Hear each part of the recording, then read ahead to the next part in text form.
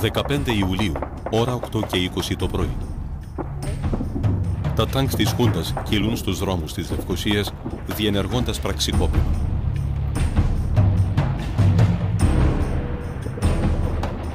Οι πραξικοπηματίες ανακοινώνουν ότι ο Μακάριος είναι νεκρός. Έλληνες, επενέβη σήμερον η εθνική φρουρά για να σταματήσει των αδεσποκτώνων πόλεμων μεταξύ των Ελλήνων. Πάσα αντίστασης εις την ίσον έχει εκλείψει. Ο Μακάριος είναι νεκρός. Ο κύριος σκοπός της εθνικής φρουράς είναι η επιβολή της τάξεως. Το θέμα είναι εσωτερικό μεταξύ των Ελλήνων και μόνον. Στην Άγκυρα, ο πρωθυπουργός Μπουλέντ Ετσεβίτ αποφασίζει ότι ο τουρκικός στρατός πρέπει να αναλάβει αμέσως δράση, γιατί πιστεύει ότι στόχος του πραξικοπήματος είναι η ένωση της Κύπρου με την Ελλάδα. Ο Νικόλαος Σαμψόν ορκίζεται πραξικοπηματίας πρόεδρος. Ελληνικέ, Κυπριακέ λαέ, εν ονόματι Θεού και ανθρώπων και κατόπιν τιμητικής επιλογής μου υπό των ενόπλων δυνάμεων του λαού μας, ανέλαβον σήμερον την Προεδρία της Κυπριακής Δημοκρατίας. Ο Μακάριος διασώζεται και φτάνει στην Πάφο, όπου αναγγέλει μέσω του ραδιοσταθμού των Κοραλίων. Ελληνικέ, Κυπριακέ λαέ, γνώριμη είναι η φωνή που ακούεις. Γνωρίζεις ποιος ομιλεί. Είμαι ο Μακάριος.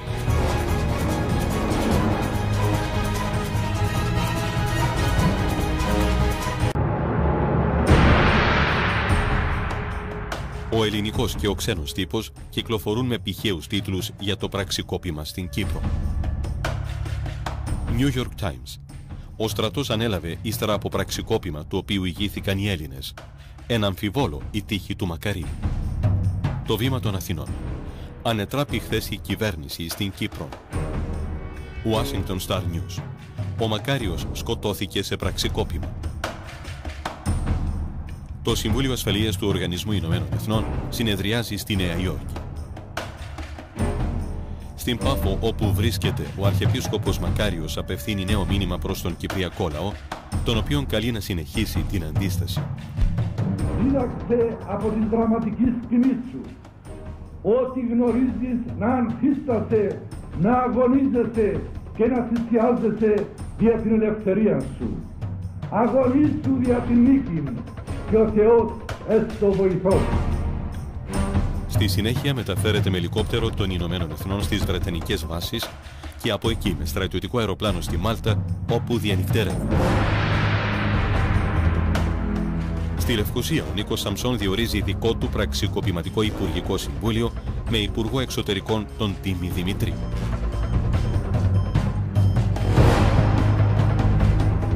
Στην Άγκυρα, ο πρωθυπουργός Μπουλέντ Ετσεβίτ ζητεί τη σύγκληση της Εθνοσυνέλευσης. Κάτι τέτοιο γίνεται σε περίπτωση κήρυξης πολέμου ή αποστολή στρατευμάτων σε άλλη χώρα. Στους πολιτικούς ηγέτες αναφέρει ότι σκέφτεται το ενδεχόμενο για εισβολή στην Κύπρο.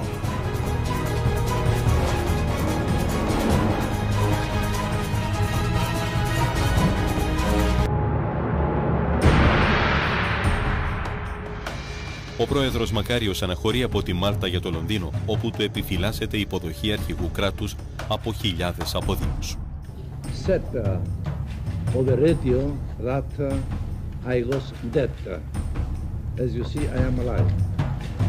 Ο πρωθυπουργός της Βρετανίας Χάρολντ Βίλσον υπόσχεται στον Μακάριο κάθε βοήθεια. Ο Μακάριος επικοινωνεί με τον Γενικό Γραμματέα του Οργανισμού Ηνωμένων Εθνών, Κουρτ Βάλτχαϊμ, ο οποίος συμφωνεί, όπως το Συμβούλιο Ασφαλείας συνέλθει για την Κύπρο κατά την επομένη ημέρα, ώστε να μπορέσει να παραστεί και ο Μακάριος. Στο Λονδίνο φτάνει και ο πρωθυπουργός της Τουρκίας Μπουλέντ Ετσεβίτ.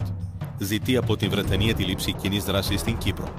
Ο Χάρολντ Βίλσον αρνείται, λέγοντας στον Τούρκο πρωθυπουργό ότι δεν έχουν ακόμα εξαντληθεί όλα τα περιθώρια.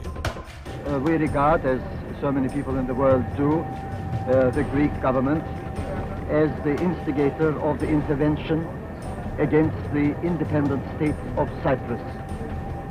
We hope that we will achieve results in these talks with our friends and allies, the British, which will contribute to the establishment of peace and stability in Cyprus. Στην Ουάσιγκτον η Αμερικανική κυβέρνηση αποφεύγει να πάρει ξεκάθαρη θέση. Στην Αθήνα ο τύπος αγγέλει ότι παγιώθηκε η κατάσταση στην Κύπρο.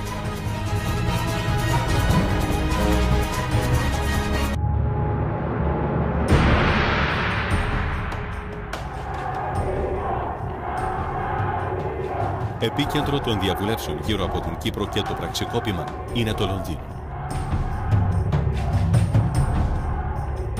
Ο Πρωθυπουργός της Τουρκίας Μπουλέντ Ετζεβίτ αναβάλει τη συνεδρίαση της Τουρκικής Εθνοσυνέλευσης που έχει οριστεί για την 5η 19 Ιουλίου. Στο Λονδίνο καταφθάνει ο Αμερικανός Υφυπουργός Εξωτερικών Τζόζεφ Σίσκο, ο οποίος αναφέρει στον Μπουλέντ Ετζεβίτ ότι η χώρα του διαφωνεί με οποιαδήποτε επέμβαση στην Κύπρο. Στη Λευκοσία, ο Νίκος Σαμψόν ανακοινώνει ότι η κυβέρνησή του ελέγχει πλήρως την κατάσταση και πως δεν βλέπει κανένα λόγο γιατί να επέμβει η Τουρκία στην Κύπρο. Η ομαλότης επανέρχεται και η ζωή συνεχίζεται με τον κανονικό της ρυθμό. Life is returning to normal. Ό,τι όμως έχει μεγίστην σημασία είναι ότι αποκαθίσταται τώρα η ψυχική ενότηση του λαού και η ψυχική ενότηση μεταξύ λαού και στρατού. Επενέβη με συνεργασία μετά των Κυπριακών Ενόπλων Δυνάμεων για να παλινορθώσουμε τα ανθρώπινα δικαιώματα και να επιβάλλουμε τον νόμο και την τάξη. Λίγο πριν από τα μεσάνυχτα, ο Μπουλέντ Ετζεβίτ από το Λονδίνο, βλέποντας ότι δεν υπάρχει συγκατάθεση της Βρετανίας για κοινή δράση, ζητεί από το τουρκικό Γενικό Επιτελείο στην Άγκυρα, αν δεν πάρει νεότερη διαταγή μέχρι την επομένη 19 του μήνα, να αρχίσει η διαδικασία για εισβολή στην Κύπρο.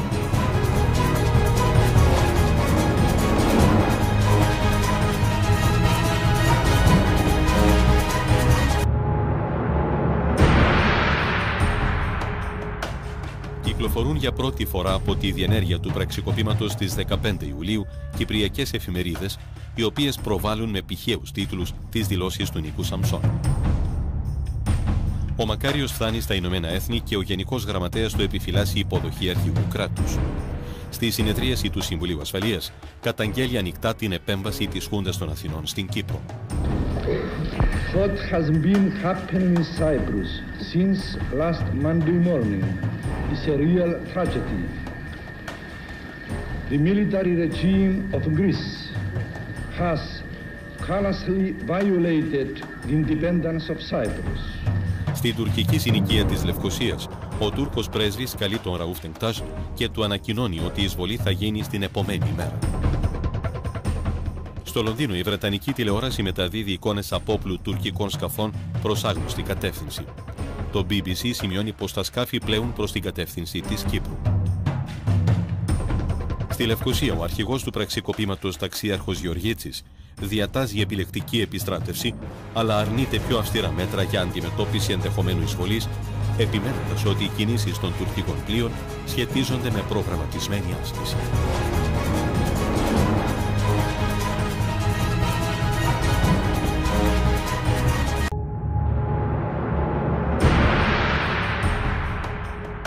Στις 5:20 το πρωί αρχίζει η τουρκική εισβολή στην Κύπρο από θάλασσα και αέρα. Τουρκικά αεροπλάνα βομβαρδίζουν την περιοχή 5 μίλι της Κερίνιας, η οποία δέχεται και κανονιοβολισμό από τουρκικά πλοία. Τουρκικά αποβατικά κατευθύνονται στην περιοχή και αρχίζουν να αποβιβάζουν άνδρες, άρματα και πολεμικό υλικό. Στην περιοχή του θύλακα Λευκοσίας Αγίου Ιλαρίωνα, τουρκικά μεταγωγικά ρίχνουν αλεξιπτωτίστες. Στην Άγκυρα, ο Τούρκος Πρωθυπουργός Μπουλέντ Ετζεβίτ ανακοινώνει στις 6:10 το πρωί ότι οι τουρκικές ενόπλες δυνάμεις άρχισαν στρατιωτική επιχείρηση στην Κύπρο. Στις 8 το πρωί εκδίδεται το πρώτο πολεμικό ανακοινωθέν. Πολεμικό ανακοινωθέν. Ανακοινούται ότι την πρωί αντισήμερον τουρκικά αεροσκάφη άνευ προειδοποιήσεως, Υπούλος και Ανάνδρος προσέβαλον τον σταθμό Ραντάρ, εβομβάρδισαν το στρατόπεδο της Ελδίκ και έριψαν εντός του τουρκοκυπριακού θύλακος Λευκοσίας Αγύρτας μικράν δύναμη αλεξιπτωτιστών. Ελληνικές κυπριακές δυνάμεις αντιμετωπίζουν με τα γενναιότητος και πρωτοφανούς ενθουσιασμού την απρόκλητον επίθεση του τουρκικού σοβινισμού.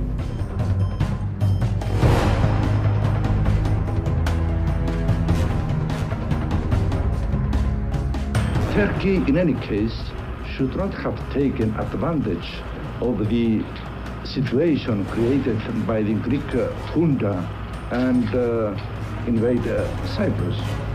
Στη Νέα Υόρκη, το Συμβούλιο Ασφαλείας εγκρίνει το ψήφισμα 353, με το οποίο ζητεί κατάπαυση του πυρός, πράγμα που συμβαίνει στο νησί μέχρι τη δύση του ηλίου, ύστερα από μια ολοήμερη πρώτη αιματηρή επιχείρηση στην περιοχή της Κερίνης.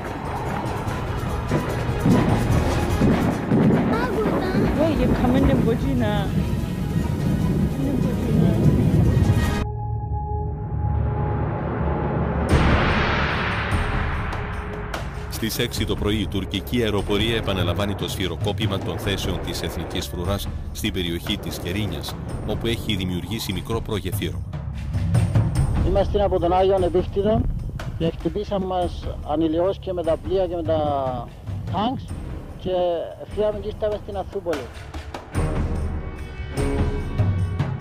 Ο Αμερικανός μεσολαβητής Τζόζεφ Σίσκο, ο οποίος απέτυχε να ματαιώσει την τουρκική εισβολή στην Κύπρο, επιστρέφει στην Άγκυρα και ανακοινώνει ότι η Χούντα της Ελλάδας δέχεται απόσυρση των Ελλήνων αξιωματικών, ενώ ο ίδιος εγγυάται την απομάκρυνση του Νίκου Σαμψών. Η Χούντα των Αθηνών αποσύρει 3 υποβρύχια που πλέουν στην περιοχή της Κύπρου, ενώ αποφασίζει να αποστείλει μονάδα λοκατζίδων αεροπορικός στο νησί. Στις ακτές του 5 μίλι της Κερίνιας, τουρκικά πολεμικά σκάφη συνεχίζουν να μεταφέρουν άνδρες και στρατιωτικό υλικό που συγκεντρώνεται στο μικρό προγεφύρωμα που έχει διευρυνθεί μέχρι τα κρασπέδα της πόλης. Το απόγευμα της 21ης Ιουλίου, με παρέμβαση των Αμερικανών, επιτυγχάνεται συμφωνία για κατάπαυση του πυρός μέχρι την επομένη 22 Ιουλίου στις 4 το απόγευμα.